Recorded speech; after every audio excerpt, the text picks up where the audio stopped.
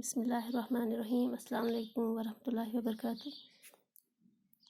बच्चों उम्मीद तुम सारी ठीक पे पन्न गरन मज ये पे याद पान लास्ट लेक्चरस मज पर्याव टॉपिक टाइप्स ऑफ फोर्सेस पे यूजन फोर्स यूजन ब्रॉडली करा क्लासिफाई ये दोन ग्रुपन मज अकिस वनान contact forces and another one is called non-contact forces. यानी force is broadly classified into two categories: contact force and non-contact force, or contact forces and non-contact forces.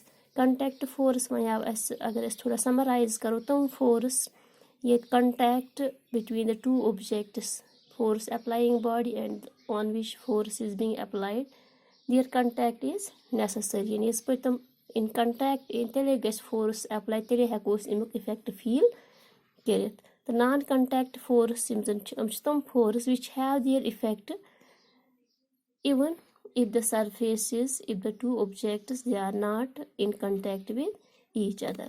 As per is bacho contact force as per contact force per last lectures में contact force is the example muscular force and frictional force.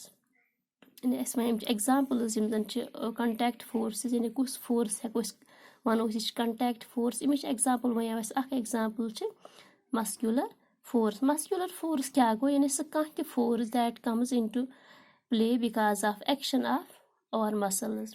यानी यथ मज पन muscles पे involve करें उमन पे movement कर इथन फोर्सन they are called muscular forces. So those forces which come into play because of action of our muscles, those forces are called muscular forces.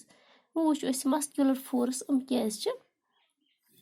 contact force. For example, while walking is per pakan pan muscles karan stretch ya relax karan move karan because of that movement, because of the involvement of muscles we are able to walk. Suppose अगर stand still एक जाए बेहमो we will not be able to move. So for walking we have to apply muscular force. When muscles are involved we have to apply muscular force in order to walk from one point to another point. Yeah, yes, but it's food khawan. When we swallow food and when we take food into our mouth, us food nivan at pe bone vasa. Bone छन हटमुटे वसा कहें अत bone वस खतर गसा यह food pipe यूजन अत अंदर कन गसा मूवमेंट तमो मूवमेंट हंद वजह सह वसा यह फूड बोन. यानी यह मूवमेंट गो यूजन मूवमेंट गो अम मूवमेंट सत वोत यह फूड बोन. ये गई मसल्स इन्वॉल्व.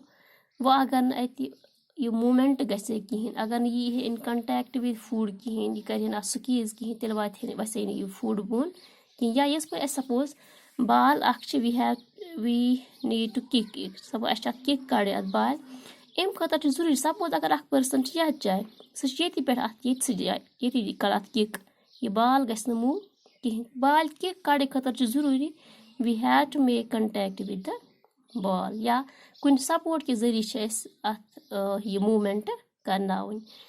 या लिफ्टिंग खतर अत कंटैक्ट जरूरी. सपोज यह पेन यह जाए पत्थर बना कर खबर कसा त कोशिश अत रट पन हर कुन यह थोद तुल यह वथ थोद तीस कालस अत कंटैक्ट कर. यीस कालस टच करो आइदर डायरेक्टली और इनडायरेक्टली. यानी बह कर तुथ कह चीज यूज यम सत बह अप होल्ड थोद तुलान.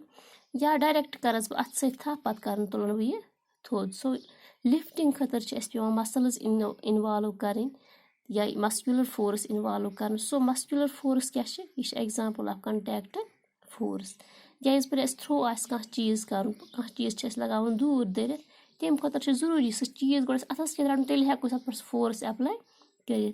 इत पे लोग पता थो याद मस्कुलर फोर्स यूजन एग्जाम्पल ऑफ कंटैक्ट फोर्स. तक मस्कुलर फोर्स पर अप्लाई करान कंटैक्ट जरूरी. ये चीज़ पे फोर्स त्रा ये चीज़ पे फोर्स अप्लाई कर तथ टच कर और तमिक कंटैक्ट जरूरी विद द बॉडी. या सपोज अगर अत सत तुलन अत सत टच कर तेल हेको मस्कुलर फोर्स पे अप्लाई कोर यह गल तेल apply when we touch the object, when we touch the body. And its part log as patal muscular force one of the examples of contact forces. Ithai post byak example contact force which is called frictional force. Frictional force kya go? Frictional force is one of the force yus exert karan surface based objects pet.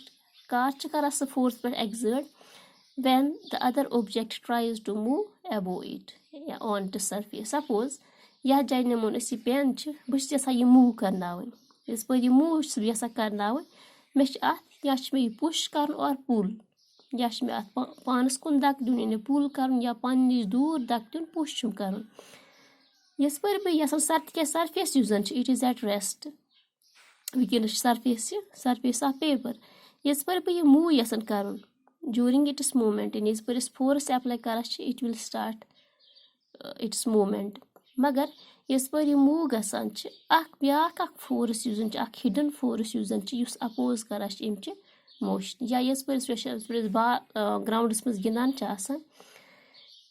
इस पर ball kick कड़ान it comes into motion मगर कह time गसान it automatically stop stop रुकान क्या अम्स motion खिलाफ force कर which is provided by surface और द ग्राउंड तथ हिडन फोर्सेस यानी हिडन फोर्स युस अपोज करान युस एक्ट करान in opposite direction to the applied force और to the which acts in the opposite direction to the motion of body तथ forces वन फ्रिक्शनल फोर्स यानी फ्रिक्शनल फोर्स अमिच कैरेक्टरिस्टिक क्या it always opposes motion of the body motion of the object यानी यह करान यह always act opposite direction suppose या जाए बॉक्स we push it युथु पुश कर सपोज क्या डायरेक्शन मज पुश कर यह मोशन यूज अथी डायरेक्शन मज या डायरेक्शन मज फोर्स योर अप्लाई करो अथी डायरेक्शन मज ग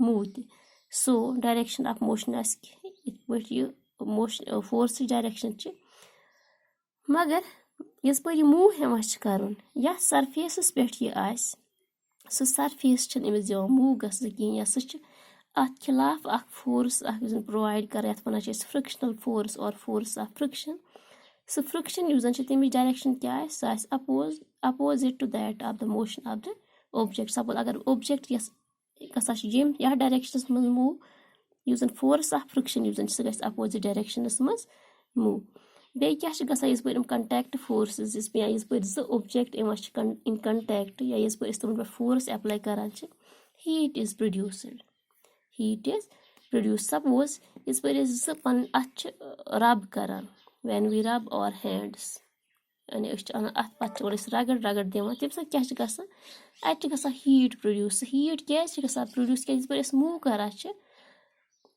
अकिस डायरेक्शन मज मूव करान तथ अपोजिट डायरेक्शन मज बे फोर्स ब्याक फोर्स एक्सर्ट गसान या एग्जिस्ट गसान युस सनिस अप्लाइड फोर्सेस तो तम तथ अपोज करान तम कि वजह सत क्या गसान हीट प्रोड्यूस तवे स्टेज पर when we rub our hands heat is generated heat क्या गसान generate because of the frictional force so यानी इत पे वो कंटैक्ट फोर्स तम फोर्स